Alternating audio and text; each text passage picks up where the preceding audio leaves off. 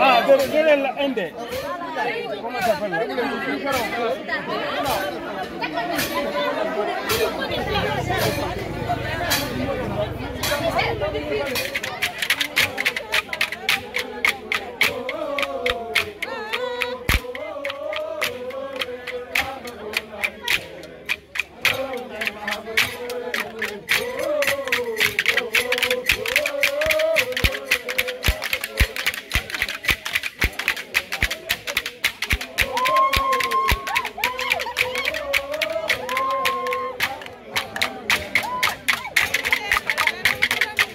Oh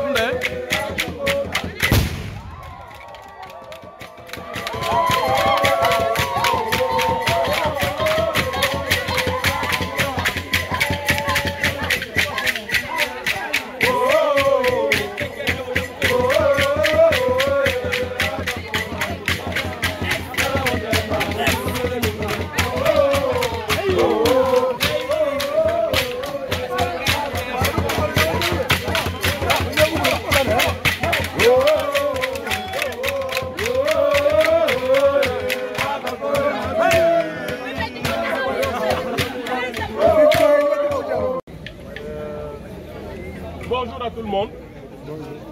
Bon, en tant que responsable de cette paroisse, nous avons eu à accompagner cette communauté, évidemment sous le conseil de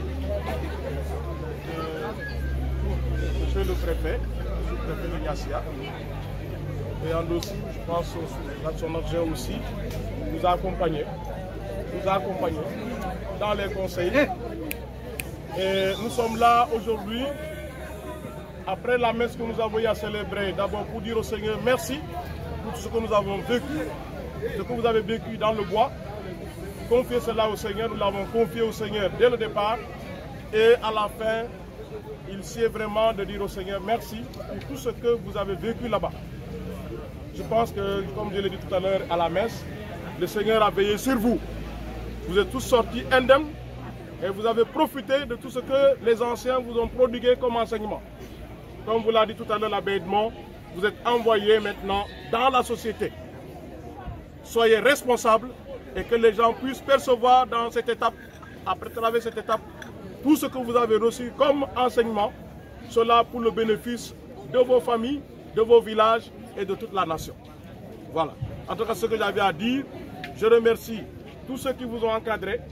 Et encore une fois, préfet, merci beaucoup pour tout ce que vous avez fait pour cette communauté, tout ce que vous avez fait pour tous les initiés. Et que le Seigneur, par vous, puisse également bénir notre président.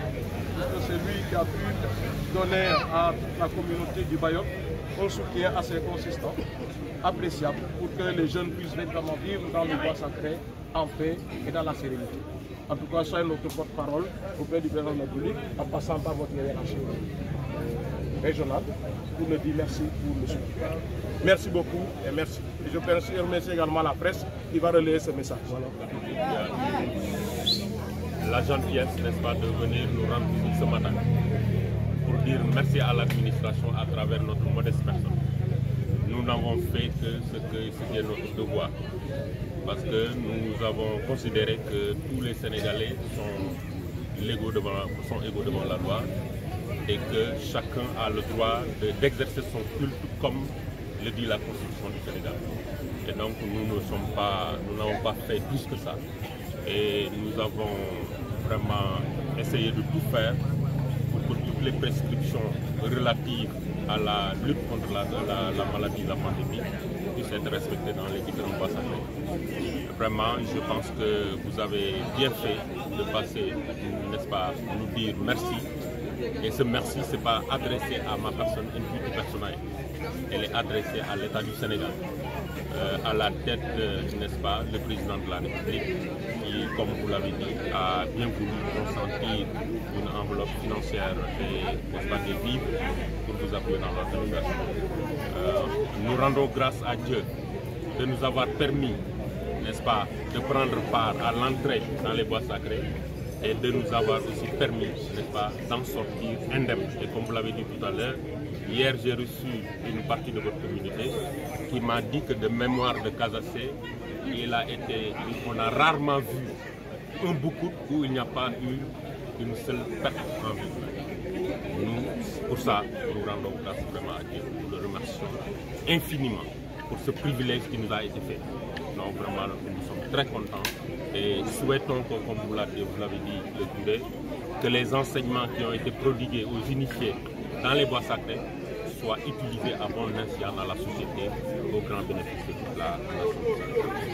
Donc maa ngi leen di gërëm yéen ñëpp ci ñëw gi ngeen ñëw fii seet si ñu ñëw seet si ñu bi du ñun suñu jëm ngeen seet si déedéet da ngeen a seet si autorité Sénégal yëpp président de la République moo ci jiitu ministre de l'Intérieur, gouverneur, préfet ak kilifa Sénégal yëpp ngeen ñëw fi wax leen jërëjëf nit nag bu la defalee lu baax wax ko jërëjëf dina tax bu sawar boo liggéey mu war a def it mu gën a sawar ci mu war a def ñoo ngi leen di gërëm bu baax a baax di sant yàlla aussi parce que yàlla may nañu ñu fekke bi ñuy dugg ci jàmm yàlla mayaat ñu fekke bi ñuy génn ñu génn ci jàmm di sant yàlla aussi parce que nee nañu ma man c'est mon premier boucout mosuma dund boucout mais nee nañu ma rarement la ñu mës a gis boucout boo xam ni def nañ ko ba mu jeex benn doomu aadama ci ñàkk loolu set na ci yàlla bu baax a baax di leen ci gërëm aussi di leen ci sant ndax lépp loo xam ne ñun ñaanoon nañ leen ko ci wàllu bukut bi te ngeen mën ko may ngeen loolu moom lañ ci di ñaan yàlla li ngeen ñaan ci biir voie sacrée yi li ngeen ñaan yàlla ci biir église bi ci messe d'action de grâce bi ngeen doon def sax yàlla nangu ñaan yëpp ñu wesaaroo ci Sénégal am jàmm am naataange kenn ku ne mën fi dund facilement bañ am benn jafe-jafe maa ngi leen di gërëm di leen sant vraiment.